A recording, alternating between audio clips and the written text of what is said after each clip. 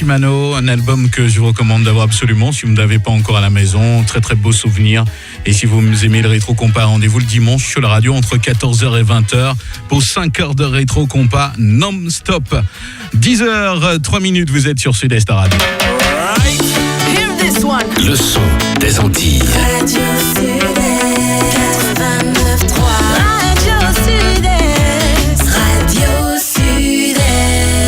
Allez, on vous l'a annoncé depuis quelques jours. Voilà, notre invitée est là, elle est bien là. Donc, nous sommes très heureux de l'accueillir en compagnie de Philippe ce matin. Donc, c'est Karine Rousseau, notre invitée. Karine, qui ça? Mousseau, voilà. Hein? Mousseau. Très bien. Bon. J'ai dit Rousseau. Bon. T'as vu ça? Oui, oui. Karine Rousseau. Tu vois, c'est le douanier Rousseau. Voilà, c'est Karine Mousseau. Voilà. Voilà. Tu vois, j'ai voulu changer le nom. Non, il ne faut pas changer le nom de la personne. C'est Non, Madame voilà. Mousseau. Voilà, c'est bien Mousseau. Voilà. Mousseau, Je voilà. précise bien. Eh ben, en tout cas, c'est avec beaucoup de plaisir que nous recevons ce matin dans notre rubrique hebdomadaire, qui est celle qui consiste à recevoir une personnalité politique, économique, en tout cas, homme-femme, dès qu'on décide, notre rubrique, vous la connaissez maintenant, très bien, puisque vous savez qu'elle s'appelle Un homme, une femme en Martinique. Ouais, des hommes et des femmes. Des hommes et des femmes, voilà. Karine Mousseau, merci d'être venue encore une fois, 10 000 fois merci. Eh ben, merci à vous de l'invitation. Et puis, comme je te l'ai dit tout à l'heure, Oui. chaque fois que Radio Sud-Est m'invitera, je serai présente. Eh ben, il n'y a aucun souci. Je suis très fière de votre travail pour le François et pour toute la Martinique. Très bien. Et je suis souvent à votre écoute, en particulier pour la musique haïtienne. Oh là là, donc tu es une adepte de la musique haïtienne. Ah, j'adore le compas. Voilà comment on J'adore découvre le les gens. compas. C'est un petit peu c'est l'idée première de notre émission. Découvrir les gens qu'on connaît que sur le volet politique. Karine Mousseau aime le compas. Et que j'adore le compas, et si bien que ma sonnerie de portable, c'est du compas. C'est du compas. Alors, tu vois. Voilà. C'est Ricardo qui serait content d'entendre Mais ça. j'aime la musique en général. Très bien, et oui. en tout cas, je vous félicite à Radio Sud-Est pour votre travail de qualité, de plus en plus de qualité. Et voilà, on est très fiers, les franciscaines et les franciscains ne peuvent être que fiers. Du travail d'avoir que nous faisons. une radio aussi efficace et importante dans le paysage de plus en plus.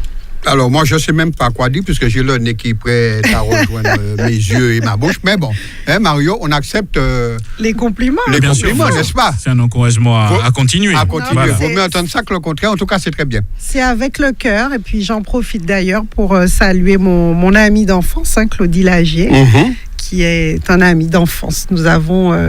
Vous êtes connu à l'école? À l'école. Petit. Voilà. Bon, soyons sérieux. En tout cas, j'ai envie de commencer par le fait que qui est Karine Mousseau? Parce que, en fait, moi, un jour, j'ai entendu dire qu'il y a une dame qui va se présenter aux prochaines élections municipales du François. Elle s'appelle Karine Mousseau. Alors moi, je pose la question, mais c'est qui cette fille-là? Elle sort d'où? Qui est-elle? Les Mousseau, François, ça n'existe pas. Ouais, et c'est le premier contact que, personnellement, que j'ai eu avec toi, c'est cela. Voilà. Alors, qui est Karine Mousseau? Eh bien, finalement, le contact que tu as eu, ça a été celui de beaucoup de franciscaines et de franciscains, parce que c'est vrai que Mousseau, je porte le nom de mon père, qui est métropolitain. Donc, mon père est métropolitain de la région d'Eure-et-Loir, de Nantes, de Chartres, enfin par là, Le Mans. Enfin, mes grands-parents sont métropolitains. Mon père l'était aussi. Mais ma mère, par contre, est martiniquaise, d'une famille hospice, Glondu, du Saint-Esprit François. Donc, quand mes parents sont rentrés en Martinique, nous nous sommes évidemment installés au François. J'habite à Frégate Est 4 depuis l'âge de 9 ans, en fait. C'est vrai qu'au François, on connaissait beaucoup ma tante, Madame Fallour, qui enseignait Tout à fait. au collège La Jetée, collège où j'ai fait toutes mes classes d'ailleurs.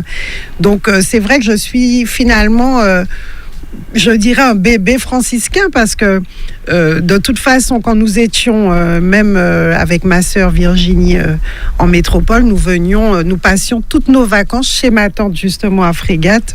Donc nous avons été bercés au François, nous avons fait notre catéchisme au François, nos communions au François. Nous avons été élèves donc à Anne-Marc puis à La Jetée. Et puis, nous nous sommes installés donc à Frégate S4, où j'habite toujours d'ailleurs avec mes 2 sœurs qui habitent tout autour de chez ma maman à Frégate.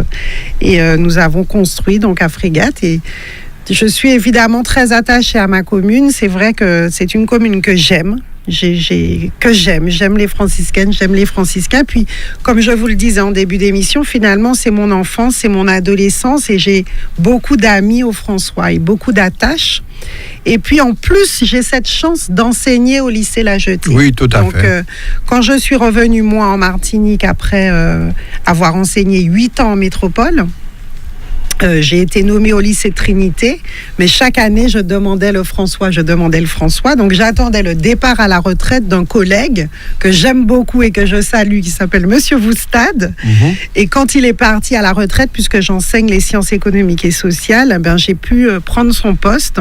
D'ailleurs, je l'ai embrassé, je lui ai dit bonne retraite et merci pour le poste.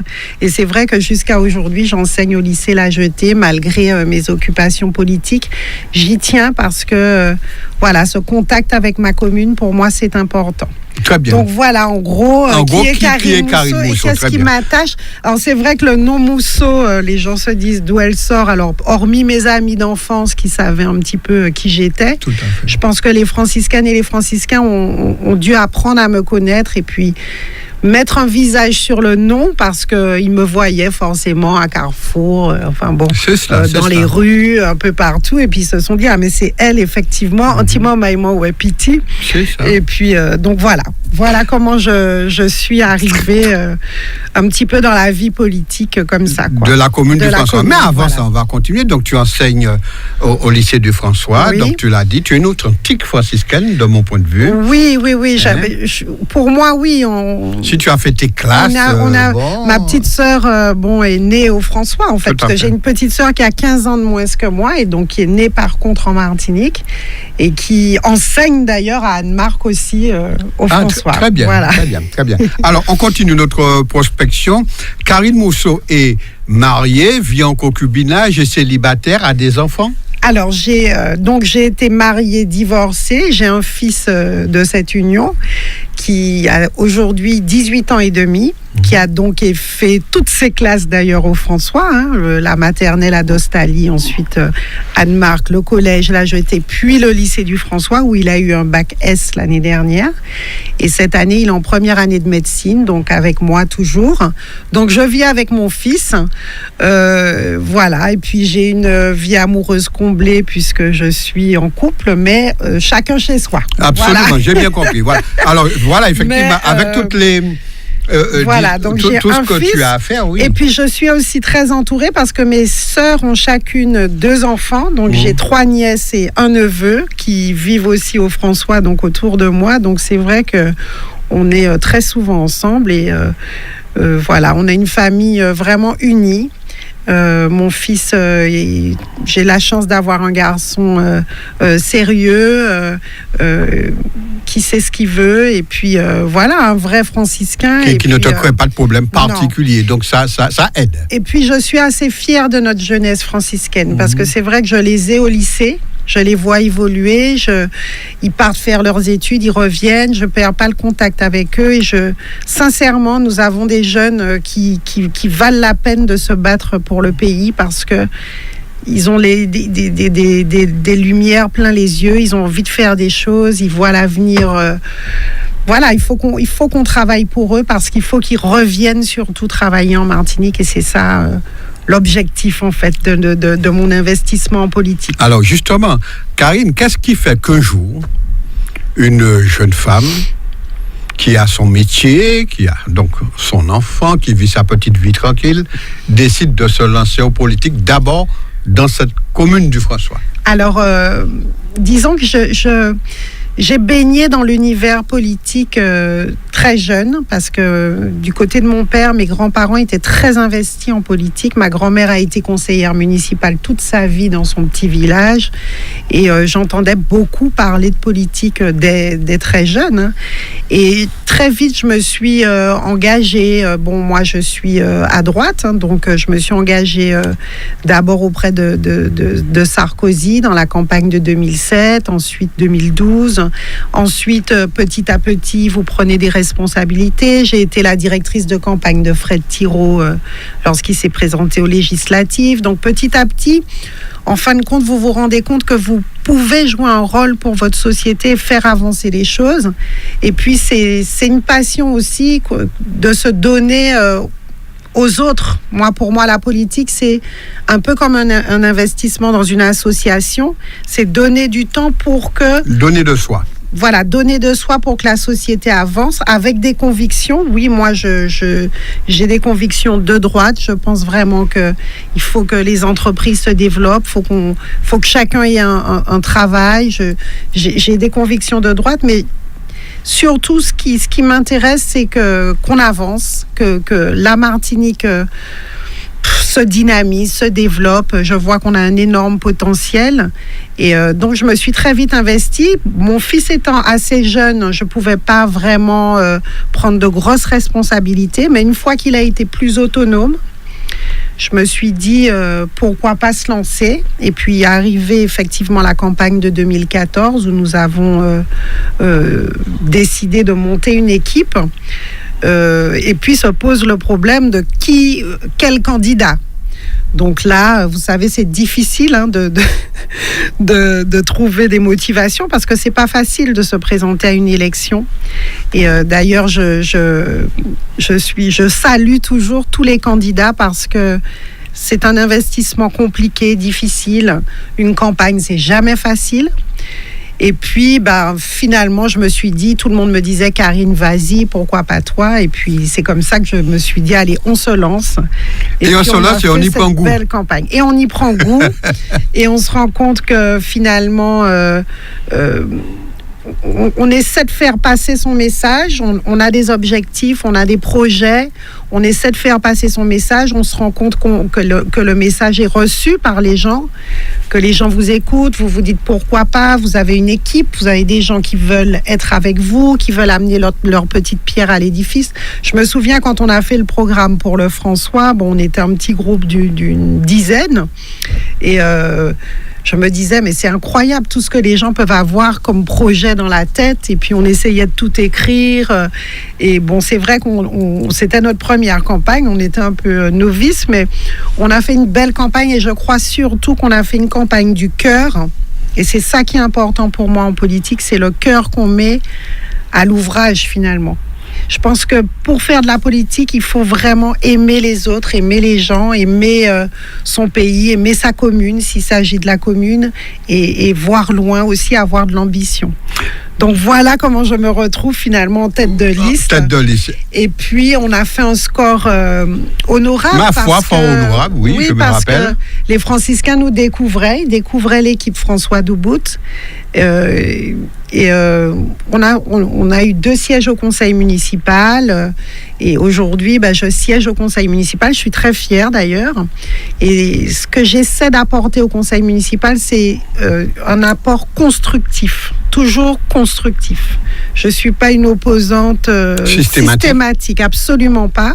Je pense que l'équipe municipale peut en témoigner, mais voilà, de la construction ensemble. Moi, c'est ça qui m'intéresse, construire ensemble. Très bien. Alors, quand on est femme en politique, est-ce que c'est plus difficile de percevoir, de sentir les choses que si on était un homme?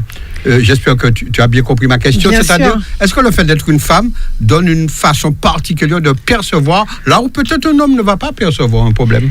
Moi, je pense que les hommes et les femmes, en fait, se complètent. Et c'est pour ça que je suis très contente qu'il y ait cette parité, un homme, une femme, un homme, une femme. Je trouve ça formidable parce que forcément, la vision de l'homme et la vision de la femme sont souvent des visions différentes, mais qui se complètent. Donc je pense que un grand homme politique doit toujours avoir à côté de lui des femmes. D'ailleurs, ça a été le choix de Yann Monplaisir de s'entourer majoritairement de femmes et je pense qu'il l'a fait à dessein parce que forcément, autour de lui, on lui apporte une vision qu'il n'aurait peut-être pas de façon instinctive. Et en même temps, une femme politique doit aussi avoir autour d'elle des hommes pour avoir ce regard qui n'est pas forcément le même. Ce regard masculin, effectivement, qui n'est pas pareil. Et vraiment, moi, je pense qu'on se complète. Alors, évidemment qu'on est à égalité, mais qu'on se complète. Et c'est hyper important qu'il y ait autant d'hommes que de femmes en politique, ou autant de femmes que d'hommes en politique. Il ne faut pas non plus que, attention, les femmes prennent trop le dessus, parce qu'on a besoin aussi du regard des hommes. Donc, dans cet esprit-là, je pense qu'encore une fois, on peut ensemble arriver à être encore meilleur, à être encore plus fort. Et puis aujourd'hui, il y a une belle évolution pour la femme qui est de plus en plus écoutée, de plus en plus respectée dans le monde politique, parce que c'est vrai que c'est un milieu d'hommes.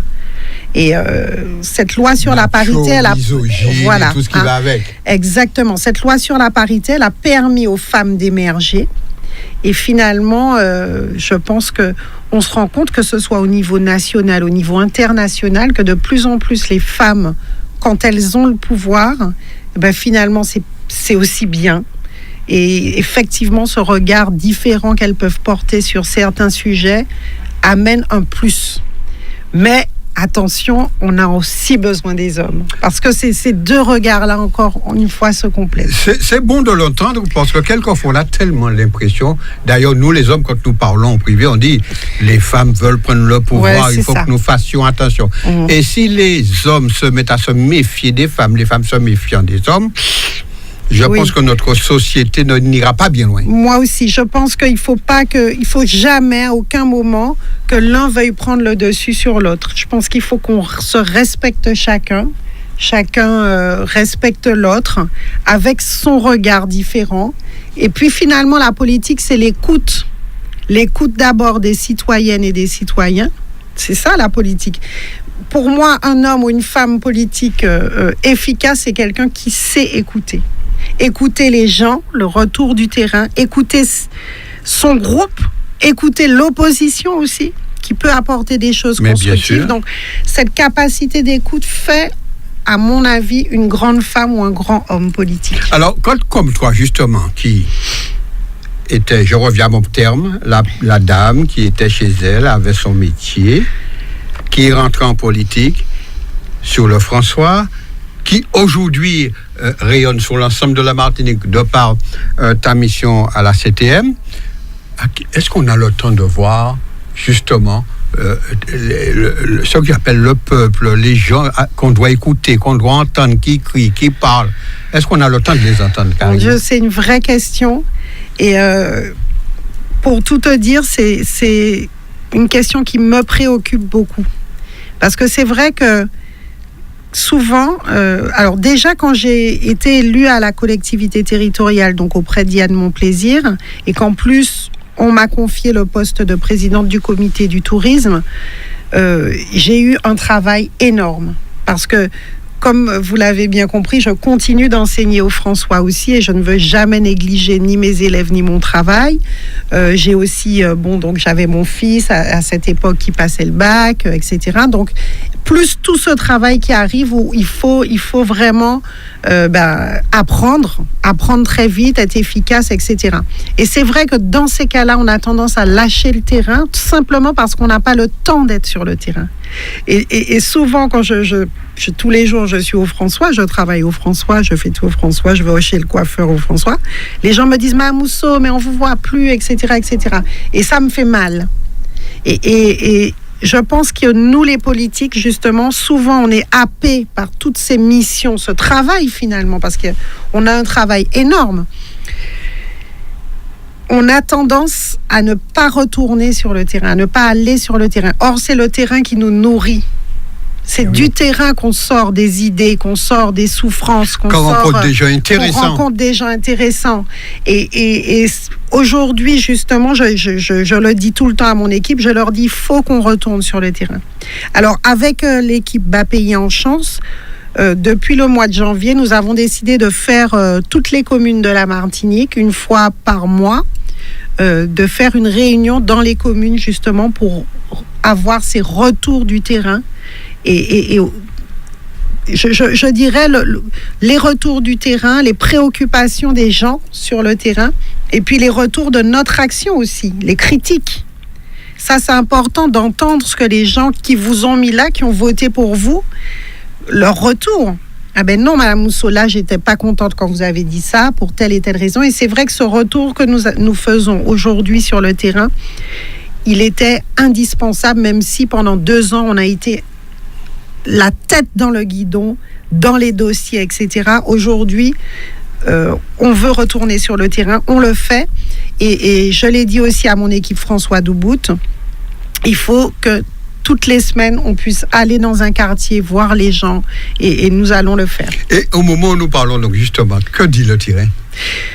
Le terrain dit aujourd'hui, en tout cas pour la Martinique, une certaine inquiétude, parce que nous avons voté un budget en plénière hier et avant-hier, oui. Qui est un budget qu'on peut qualifier de rigueur et qui est malheureusement pas adapté à notre situation économique actuelle. Aujourd'hui, la Martinique économiquement va mal. On est à moins 1% de croissance économique, donc ça s'appelle de la récession. Le chômage a augmenté et tout au contraire, il faut relancer la machine économique. Donc c'est bien pour ça que derrière Yann Monplaisir, nous, l'équipe de Bas Pays en Chance, nous avons émis un certain nombre de critiques par rapport à ce budget, qui pour nous est un budget trop d'austérité, trop de rigueur. Donc, ce qu'on voudrait, nous, effectivement, c'est qu'il y ait un véritable plan de relance de l'économie martiniquaise qui en a fondamentalement besoin.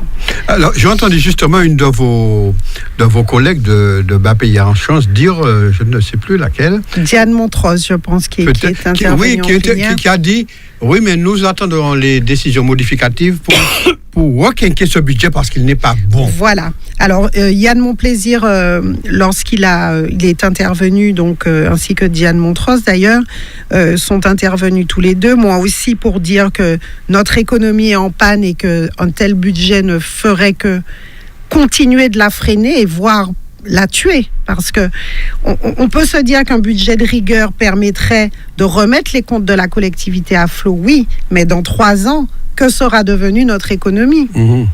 Que seront devenus nos chômeurs? Que seront devenues nos entreprises? Donc, il faut effectivement assainir les comptes, puisque nous avons trouvé des dettes. Il y a aussi les contraintes imposées par l'État français. Effectivement, il faut assainir les comptes, mais pas de façon brutale. Et je l'apprends à mes élèves en cours. Lorsque l'économie va mal, il ne faut surtout pas freiner de façon brutale, parce que on tue l'économie. On tue l'économie, et ce coup de frein brutal risque d'être, je vais dire, entre guillemets, fatal. Donc nous, ce que nous attendons, Yann Monplaisir l'a dit, c'est que par ces décisions modificatives, au contraire, on rebooste l'économie. Et en particulier dans mon secteur, le tourisme, puisque vous savez que mon budget par rapport à celui de 2015 a été diminué de 2 millions d'euros. Donc ça fait 2 ans que je demande qu'on me remette au moins le budget comme il était en 2015, c'est-à-dire à 14 millions. Et vous n'êtes pas entendu pour l'instant? Pour le moment, on n'est pas entendu, malheureusement, parce que le tourisme reste le seul secteur aujourd'hui qui tire la croissance de la Martinique. Et d'ailleurs, dans le programme que nous préparons pour les prochaines élections municipales au François, c'est vrai qu'il y aura une grosse partie sur l'activité touristique, parce que du coup, c'est vrai que je me suis rendu compte en travaillant au comité martiniquais du tourisme qu'on a un potentiel énorme, qu'il y a des possibilités, qu'il y a beaucoup de fonds européens aussi à aller chercher. Et je pense que notre commune, on a un potentiel extraordinaire, voire, à mon avis, un des premiers potentiels des communes de l'île pour l'activité touristique. Voilà. Est-ce que tu fais partie de ceux et celles qui pensent que nous ne savons pas aller piocher dans les fonds européens qui sont importants? Ce sont des sommes gigantesques, mais qu'on ne sait pas aller chercher. Moi, je pense que malheureusement, on n'a pas su le faire, mais qu'aujourd'hui, on est en train de comprendre qu'il faut prendre ce chemin parce que de toute façon, on n'a pas le choix. Donc, il faut surtout, c'est pour ça que nous, à Bas Pays en Chance, on tient à notre appartenance à la République française et à l'Europe parce que ces fonds-là sont essentiels pour nous. Et aller chercher ces fonds, ça demande de la technique, de la technicité. Il faut vraiment des personnes qui savent monter les dossiers. Et ça, c'est pour ça qu'il faut faire confiance aux bonnes personnes et avoir autour de soi, quand on est un politique, des techniciens très pointus sur les fonds européens. Je pense par exemple que dans la commune du François, il faudrait une personne dédiée essentiellement à la recherche des fonds. Parce qu'il y en a énormément. Il y a des millions qu'il ne faut absolument pas qu'on laisse repartir. Donc, voilà. Mais ces techniciens-là, on les a de plus en plus parce qu'encore une fois, notre jeunesse martiniquaise revient de plus en plus qualifiée. Et c'est pour ça que j'ai beaucoup d'espoir. Je suis très optimiste, en fait, pour l'avenir, contrairement à certains de mes collègues politiques, parce que je sais que cette jeunesse-là qui aujourd'hui se forme, elle revient qualifiée et elle va apporter de la plus-value au pays. D'accord. Et c'est hyper important. J'ai rencontré... Est-ce que non, vas-y. La prochaine fois, tu seras obligé de m'inviter 2 heures. J'aime bien les gens bavards. Au contraire, tu me facilites la tâche. Oui. Non, parce que j'ai rencontré, d'ailleurs, il n'y a pas longtemps, une jeune qui a fait Sciences Po, qui a fait donc un cursus très intéressant et qui, justement, elle a monté une entreprise, justement, pour la recherche des fonds européens. Ah, très bien. Voilà. Et là, Martinique, elle s'est spécialisée, voilà, c'est le mot que je cherchais, dans la recherche de fonds européens. Et je pense que je lui ai dit que là, elle a tout à gagner parce que ce soit les entreprises, que ce soit les communes, les communautés d'agglo, on a tous besoin de personnes comme elle pour monter les dossiers et aller chercher des fonds. Travailler sur tous les dossiers parce que les fonds, on sait qu'ils existent. Voilà. Mais comment les attraper, c'est là que le problème se cause. Alors, Karine Mousseau, nous allons revenir faire une petite incursion à l'intérieur de la CTM. Vous parlez beaucoup de Bas Pays en Chance, mais quelquefois, on a l'impression que vous êtes peu bavard. Alors, autant que Karine Mousseau soit bavard que de la Radio Sud-Est, autant vos collègues et vous, on entend peu à la CTM, alors que quelquefois, peut-être qu'il faudrait taper un petit peu du poing sur la table, non? Alors, disons qu'on nous entend peu, enfin, en tout cas, on parle beaucoup, mais c'est vrai que dans un premier temps, nous, on n'a pas voulu étaler les problèmes peut-être de co-gestion que nous avions à l'intérieur du groupe Grand Semblé pour Bas Pays en Chance, parce qu'on avait encore espoir que ça se règle et qu'on soit écouté. Alors c'est vrai qu'aujourd'hui on est passé à la vitesse supérieure.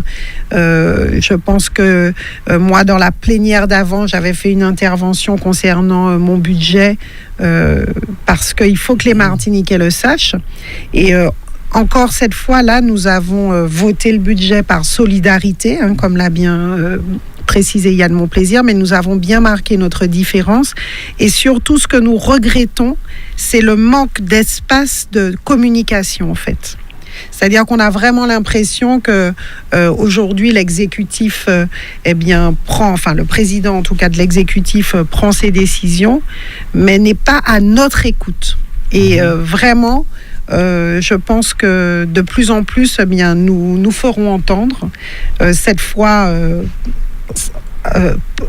En faisant en sorte que tous les Martiniquais le sachent, parce qu'avant on le faisait mais sans que en fait tout le monde le sache. Vous étiez plutôt discret, voilà, cela comme ça. On essayait de co-gérer, mais voyant que nous avons des difficultés, effectivement aujourd'hui nous sommes bien décidés à nous faire entendre et en tout cas que les Martiniquaises et les Martiniquais sachent notre position, ce que nous demandons, et puis si nous ne sommes pas entendus, on prendra acte et puis on verra comment comment les choses évoluent. Mais en tout cas, ce que je veux vous dire, c'est que notre groupe derrière Yann Monplaisir, pour nous, l'important, c'est que la Martinique sorte de cette impasse dans laquelle elle est aujourd'hui. Et c'est vraiment à ça qu'on travaille. On n'est pas dans des calculs politiciens, de prise de pouvoir ou autre. On a été élu pour une mission. On a trouvé une situation, certes, dégradée, mais on ne peut pas dire aux Martiniquais aujourd'hui, la situation est mauvaise, pas ni l'argent, et on ne fait plus rien. C'est impossible. Dans la situation où nous sommes actuellement, puis vu le potentiel que nous avons, c'est impossible. Donc nous sommes bien décidés à nous faire entendre. Très bien.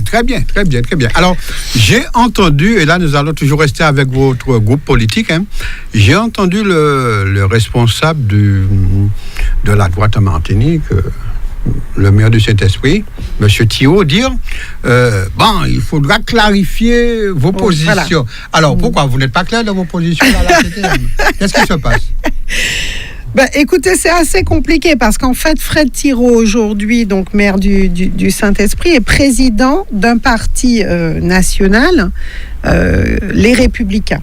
Donc, nous, si vous voulez, donc moi, je suis membre de ce parti, les Républicains. J'avais été nommé d'ailleurs secrétaire territorial par Nicolas Sarkozy, mais j'ai démissionné de cette fonction avec l'arrivée de Laurent Wauquiez, puisque j'estime que j'ai été nommé par Sarkozy. Aujourd'hui, Wauquiez doit choisir son secrétaire territorial. Excuse-moi, juste une parenthèse, tu te sens Wauquiez ou pas? Justement, non. C'est bien pour ça que... C'est-à-dire que vous appartenez à une famille politique, les militants choisissent d'élire Laurent Wauquiez. Moi, ça n'avait pas été mon choix. Hein. J'ai voté pour Laurence Portelli, qui est plus d'une droite, je dirais, sociale, d'une droite centriste comme moi. Donc moi, je me reconnaissais beaucoup moins dans Laurent Wauquiez, dans certains de ses propos, même si fondamentalement, la ligne directrice reste celle du développement économique par l'emploi, par le développement des entreprises.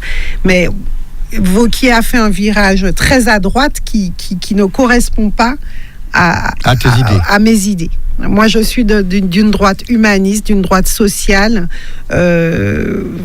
Voilà quoi. Donc moi, j'avais voté de toute façon Florence Portelli, je l'ai dit. Et c'est pour ça, par honnêteté, que de toute façon, j'ai démissionné de mon poste de secrétaire territorial. Et puis, deuxième souci, c'est vrai que notre président, Fred Michel Thiraud, trouve que le groupe Bas Pays en Chance est un groupe qui n'est pas un groupe, comment vous dire, exclusivement droite, les Républicains. Donc aujourd'hui, nous, derrière Yann Monplaisir, ce que nous voulons, c'est rassembler. Donc Yann Monplaisir est quelqu'un qui est républicain aussi, mais qui aujourd'hui se situe au-dessus des partis politiques. Je crois que l'idée de Bas Pays en Chance, c'est rassembler toutes les bonnes volontés, qu'elles soient du centre, qu'elles soient de droite, qu'elles soient même de gauche d'ailleurs, qu'elles soient en marche, qu'elles soient en courant, en repos, debout, assis. L'idée qu'a Yann Monplaisir, c'est de rassembler des bonnes volontés avec une équipe qui a une dynamique, qui a une vision, qui a des projets derrière lui pour que la Martinique se dynamise, parce qu'on a des projets et on a de l'ambition pour la Martinique. Donc moi, j'ai accepté ce deal d'être auprès de Yann Monplaisir dans Bas Pays en Chance, ce que n'a pas accepté Fred Thiraud. C'est-à-dire que pour lui, si vous voulez, il faut rester strict dans son parti. Il vous dit très bien que dans un parti, il y a une discipline, etc. Alors que moi, je pense que finalement, les partis... c'est bien, ça permet de former des candidats, ça permet d'avoir une structure, d'avoir des aides aussi, etc. Mais qu'au-delà de ça, ce que les gens attendent, à la limite, je te dirais, les gens s'en fichent de savoir dans quel parti tu es pas, etc.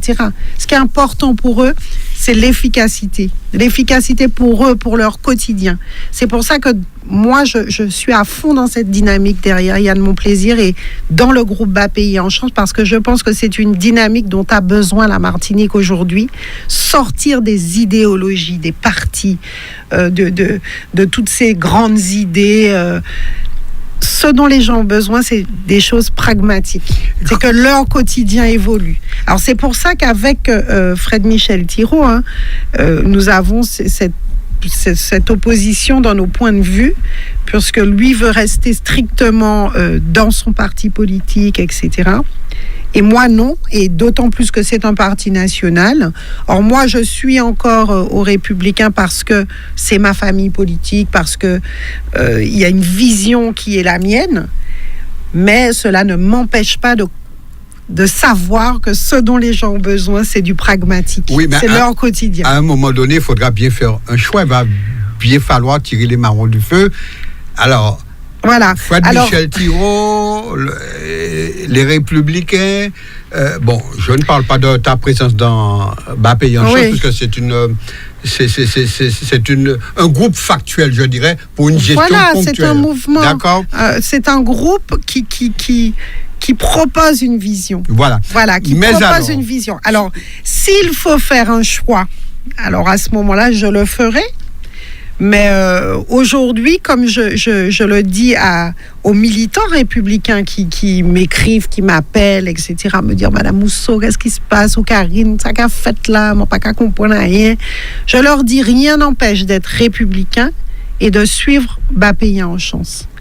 Rien ne vous empêche d'être, je sais pas moi, centriste et de suivre Bapéien en chance. Rien ne vous empêche d'être sans parti politique et de suivre Bapéien en chance. Ce qui est important pour nous, et je crois que c'est ça aussi la force d'un groupe, c'est d'être ouvert aux propositions de chacun, ouvert aux visions de tous.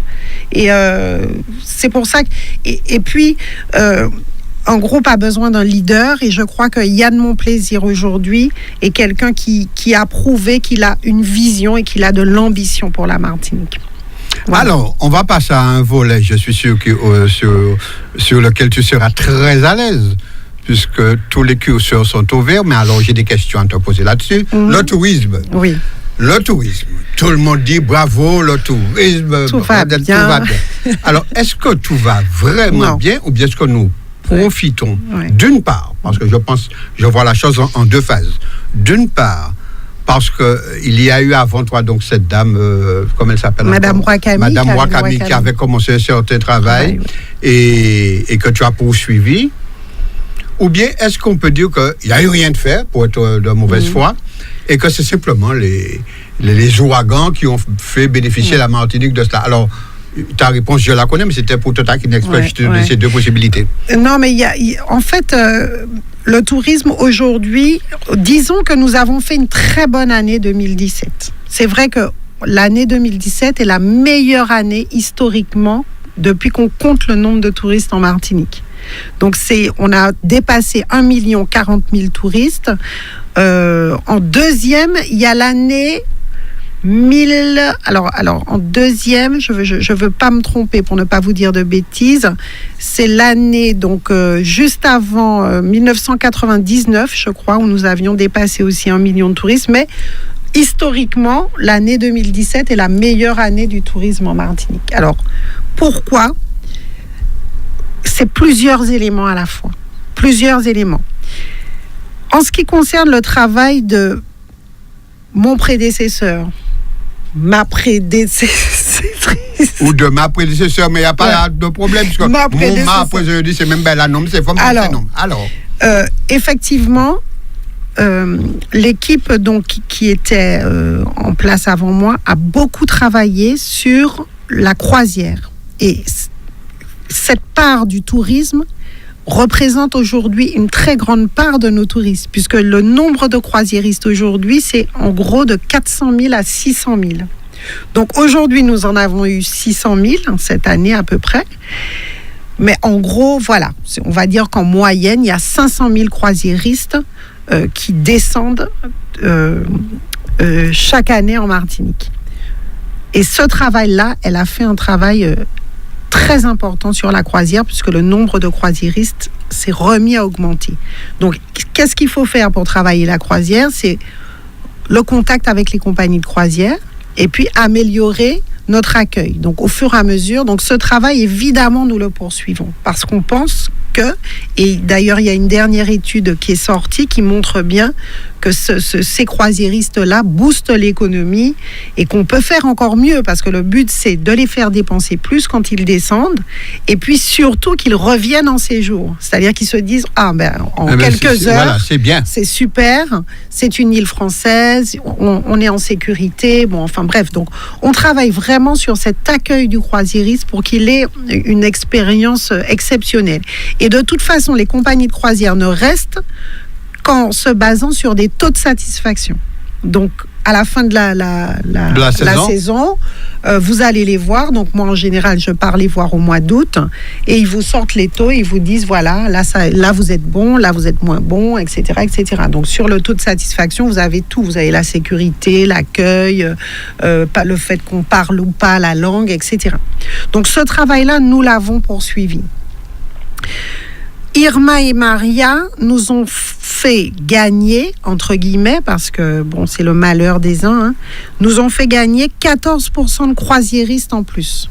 Donc, c'est pas non plus extraordinaire. Ça veut dire que finalement, on avait une très belle saison de prévue et qu'elle a été encore meilleure parce que effectivement, des bateaux ont été déroutés vers nous.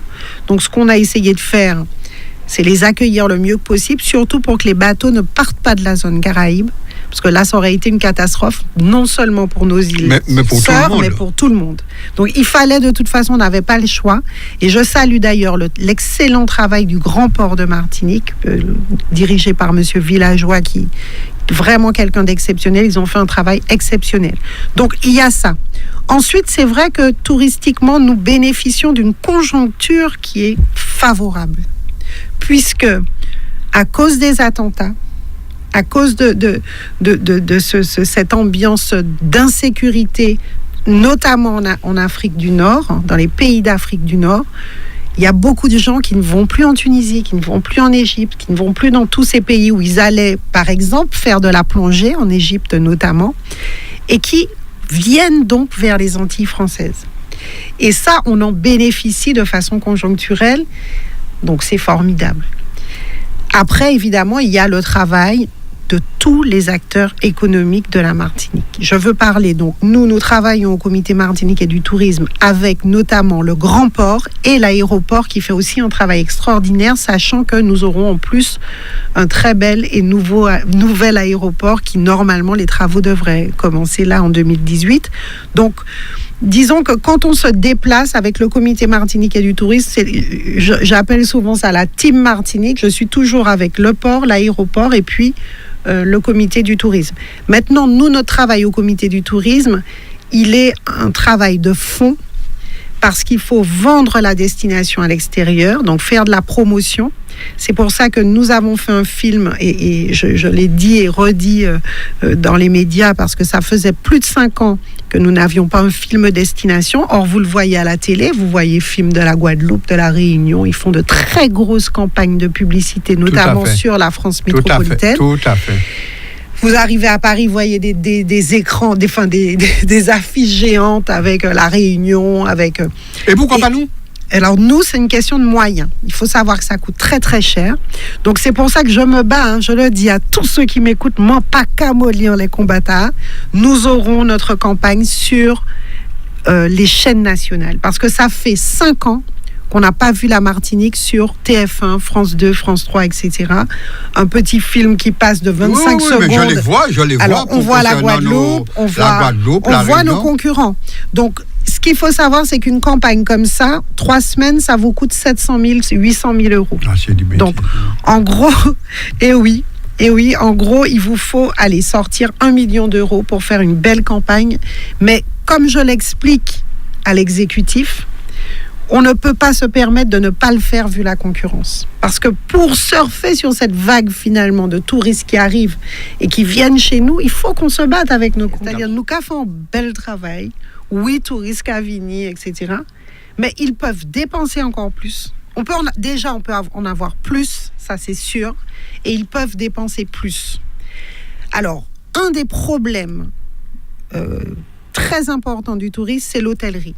Parce qu'aujourd'hui, nous avons des hôtels qui ont besoin d'être rénovés. Je ne dirais pas tous, mais pratiquement tous. pour qu'ils se rénovent, il faut que financièrement ils s'en sortent. Donc aujourd'hui, on est dans un cercle vicieux, c'est-à-dire que on vend les chambres finalement peu cher parce qu'on ne peut pas les vendre plus cher parce qu'on n'est pas rénové. Et comme on vend peu cher, on s'en sort pas financièrement. Donc on ne peut pas rénover.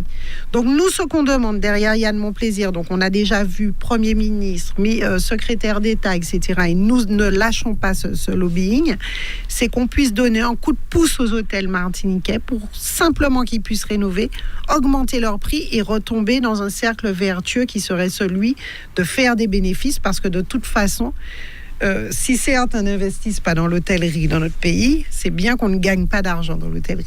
Donc aujourd'hui, nous avons des établissements hôteliers de grande qualité, mais qui doivent être rénovés absolument. Je parle par exemple du Capes Resort, de l'hôtel Batelière, du Bakwa, qui sont des fleurons de notre hôtellerie et qui doivent absolument être rénovés pour tirer les Est-ce qu'il faut encore en construire des hôtels? On a encore besoin de chambres. Donc, moi, je pense qu'il faudrait que nous ayons au moins 3 000 à 4 000 chambres en plus. Parce que plus vous avez des chambres, plus vous avez de l'aérien et des dessertes aériennes. Parce que la première chose qu'on vous pose comme question quand vous voulez un vol, c'est combien de lits vous proposez. Donc forcément, plus nous aurons de l'attractivité au niveau de l'hôtellerie, plus nous aurons des dessertes aériennes importantes et plus nous aurons des touristes. Alors pourquoi j'y crois ? Parce que c'est vrai que l'activité touristique, c'est une activité qui crée de l'emploi. Parce que finalement, le but, c'est ça bien sympathique, là, on y mais il faut que les Martiniquaises et les Martiniquais en profitent. C'est pas simplement le plaisir d'accueillir les gens. Moi, ce qui m'intéresse, c'est que les gens aient du travail. Que nos jeunes, quand ils rentrent en Martinique, ils trouvent un emploi. Et c'est vrai que c'est l'activité touristique, en fait, plus elle se développe, plus dans plein de secteurs, il y a des créations d'emplois. Donc vous avez les emplois directs, mais vous avez aussi les emplois indirects. Les touristes, il faut qu'ils mangent. Pour qu'ils mangent, il faut de la production agricole. Donc là, je suis en train de travailler, par exemple, avec cette filière agricole, parce que figurez-vous que nos restaurateurs ont du mal à trouver des produits locaux, des produits made in Martinique. Donc, si vous voulez, ça crée une infinité, je dirais, d'activités et donc une infinité d'emplois, parce que notre vrai problème en Martinique, c'est le chômage et c'est ça le but. Et justement, alors, dans le nord de la Martinique, par exemple, un grand nord vert où il y a de la place qui n'est pas encore trop purgé sur le plan de la construction. Est-ce que là-bas, vous avez des projets de développement touristique et qu'en pourrait-on faire là-bas, par exemple, contrairement au sud? Alors, il y a beaucoup de projets sur le nord et beaucoup de touristes, finalement. Alors, déjà, au Comité martiniquais du tourisme, nous avons travaillé beaucoup sur tout ce qui est randonnée, tourisme vert. Et nous avons d'ailleurs sorti une plaquette uniquement sur le tourisme vert, parce qu'on se rend compte que de plus en plus, il y a des touristes qui ne viennent que pour ça. C'est-à-dire que vous avez des touristes plages, bronzettes, etc. Mais de plus en plus, vous avez des gens qui, bon, ok, c'est sympa, un petit bain de mer, mais ce qu'ils veulent, c'est découvrir la nature, faire des randonnées. Et le Nord, on a tout dans le Nord. C'est-à-dire que nous, on a un territoire magique parce finalement, on a tout ce que les gens recherchent. Vous avez à la fois les belles plages, le soleil, les cocotiers, et en même temps, vous avez d'autres activités. Et je ne veux pas trop faire de digression parce que je me connais, quand je commence à parler, je n'arrive pas à m'arrêter. Et puis en plus, nous avons quelque chose que d'autres îles n'ont plus, c'est que nous avons gardé notre culture. Nous avons gardé notre belle-aide, notre créole. Et les gens sont très accueillants. Tous les retours le montrent. Donc, on a tout. Alors, pour le Nord, oui, il y a plein de projets. On essaie de développer le Nord. Je vous donne un exemple, l'événement Martinique Surf Pro. Très bien. Alors ça, c'est un événement que j'ai tenu à soutenir encore plus cette année, parce que, si vous voulez, les retombées en termes de médias, réseaux sociaux, sont... Je vous dis, on n'arrive même pas à les chiffrer en termes de... Tellement il y a de retombées. Tellement il y a de retombées dans tous les pays du monde. Brésil, Canada, États-Unis. On a des images du Martinique Surf Pro partout. En plus, c'est dans le Nord. Donc ça dynamise le Nord. Évidemment la commune de Basse-Pointe, mais tout autour, parce que cette année, ils ont fait un événement aussi sur Trinité, sur Tartane, etc. Et c'est vraiment ce type d'événement-là que nous soutenons. D'ailleurs, au comité martiniquais du tourisme, j'ai souhaité que ce soit un dossier prioritaire, hein, et nous leur avons donné 200 000 € cette année. Et on a signé encore pour l'année prochaine parce que je leur ai dit, c'est deux jeunes Martiniquais. Voilà ce à quoi je voulais en arriver. Deux jeunes Martiniquais. Laissez-moi une petite parenthèse. Vas-y. Comment deux jeunes petits Martiniquais peuvent créer un tel événement avec un tel rayonnement? Eh ben, tu me dis ça me donne des frissons. Je te jure. Hein. Parce que on n'imagine pas la puissance de notre jeunesse. Et moi, je crois en cette jeunesse martiniquaise parce que ces deux jeunes-là, deux Nicolas, ils adorent le surf et ils se sont dit, on peut le faire, va le faire. Ce sont des jeunes qu'on a reçus ici. Ah, mais ils sont formidables. Ils sont formidables. Alors, si des boucs arrivent à faire ça, mais ça veut dire que 50 ne peut pas faire 50 fois plus. Mais bien sûr, c'est pour ça qu'il faut leur donner de l'espoir. C'est pour ça que quand ils sont venus me voir pour me dire, présidente, c'était tellement dur l'année dernière. On n'est pas rentré dans nos fonds.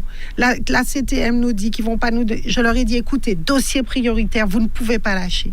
Et des jeunes comme ça, on ne peut pas ne pas les encourager. Mais il ne faut pas les lâcher. Je ne peux pas ne pas les lâcher. Alors, en plus, je n'ai pas pu me déplacer parce que j'avais une semaine chargée. Le samedi, j'avais une réunion, etc. Je leur ai dit, même s'ils ne m'ont pas là physiquement, les autres savent comment l'épisode. Et des jeunes comme ça, on en a énormément. Et c'est pour ça que je suis très optimiste. Parce qu'en plus, ils sont dans la modernité. Et ils ont de l'ambition. C'est-à-dire que peut-être que certaines personnes se seraient dit, oui, on pourrait faire ça, mais ça va être trop dur. Mais eux, ils se disent pas, ça va être trop dur. Ils ont pris les contacts. Ils sont allés, ils foncent, ils vont voir les gens. Et finalement, qu'est-ce que j'avais simplement à faire? C'était leur dire, bon, vous avez besoin de temps, eh bien, je vous donne temps, je vous fais confiance pour les utiliser. Et ils ont fait un événement qui est formidable, qui est extraordinaire, qui prend de l'ampleur. Et moi, je voudrais que ça devienne un événement qui soit une des signatures de la Martinique. C'est-à-dire que quand on dit Martinique, tous les surfeurs disent eh ben oui, Martinique, on connaît. Et en plus, le nom Martinique Surf Pro, la Martinique est dedans. Donc, vous n'imaginez pas, quand je suis allée à New York l'année dernière, le nombre de personnes que j'ai rencontrées, des professionnels, ah oui, Martinique Surf Pro, vous le refaites cette année? J'ai dit, mais évidemment. Donc ça va devenir un événement signature. Et il faudrait qu'on ait comme ça 3 ou 4 événements signature qui nous permettent de porter notre destination, comme le Rhum peut le faire aussi. Très bien. Alors, celui à qui tu le dis est convaincu. Ah oui. Alors, il ne nous reste que 5 minutes. Déjà Ne me dis pas ça. Il ne nous reste que 5 minutes. C'est pas possible. Alors, on va revenir, mais maintenant que tu nous as dit que quand on veut, on t'a. Quand vous voulez. Tu te rends compte? Oui. Et je suis à 10 minutes de chez vous. Mais alors, oui. Donc, il ne nous reste que 5 minutes. Alors, on va revenir, si tu le veux bien, sur la politique. Quel est l'avenir politique de Karine Mousseau? Alors, l'avenir politique de Karine Mousseau est entre les mains des électeurs et des électrices. Mais en tout cas, ce qui est sûr, c'est que je continuerai à proposer des choses aux Martiniquaises, aux Martiniquais et aux Franciscains et aux Franciscaines. Donc là, on va dire dans les 3 ans à venir, il y a 2 grandes élections. D'abord, les élections municipales. Donc, c'est dans 3 ans. Voilà. Bien. Donc ça va très vite. Karine Mousseau sera là. Donc si je me prête vie, priez moi. Mais bon Dieu si je suis en bonne santé, donc évidemment, oui, je serai là avec mon équipe François Doubout, parce que nous travaillons déjà justement à savoir, parce que moi, que je dis à l'équipe, il ne s'agit pas d'aller voir les franciscaines et les franciscains, de leur dire votez pour moi. Il s'agit de leur dire voilà, j'ai une équipe autour de moi et voilà ce qu'on vous propose. Voilà comment nous voyons le François dans 5 ans, dans 10 ans, dans 15 ans, dans 20 ans. Voilà, je leur ai dit qu'il faut qu'on arrive à leur dire ça. comment nous voyons le François et comment nous allons travailler pour arriver à ce que le François, ça soit ça dans 5 ans, dans 10 ans, dans 15 ans, dans 20 ans, même si nous ne sommes plus là. Et donc, nous travaillons à ce projet-là. Je travaille aussi à trouver des gens autour de moi qui sont, comment vous dire, pour faire de la politique. Comme je dis aux jeunes qui sont avec moi aujourd'hui dans François Doubout, je leur dis, vous savez, c'est de l'investissement personnel. C'est votre vie. Vous donnez votre vie à la politique. J'ai dit, demain, vous êtes élu dans une commune, vous allez faire vos courses, il faut répondre aux gens. Il faut écouter, il faut prendre note, il faut rappeler, c'est une vie que vous investissez, une grosse partie de votre vie. Donc ça, c'est pour le François et j'espère que je serai en forme. En tout cas, je suis optimiste et nous le serons. Donc François Doubout, oui, nous présenterons un projet aux franciscaines et aux franciscains. Et puis après, il y a les élections de la collectivité territoriale qui vont arriver. Donc là aussi, nous travaillons. Derrière Yann Monplaisir, parce que nous serons présents aussi pour ces élections, le groupe Pas payé en chance. Donc voilà globalement l'avenir on va dire dans les 5 ans. Bon, très bien, voilà. Très bien. Alors, juste ma dernière question pour faire 5 minutes, nous, puisqu'il était nous 2 minutes. Si aujourd'hui, c'est une question vraiment tribale, si aujourd'hui Karine Mousseau était maire du François, qu'est-ce qu'elle ferait qui n'a pas été fait?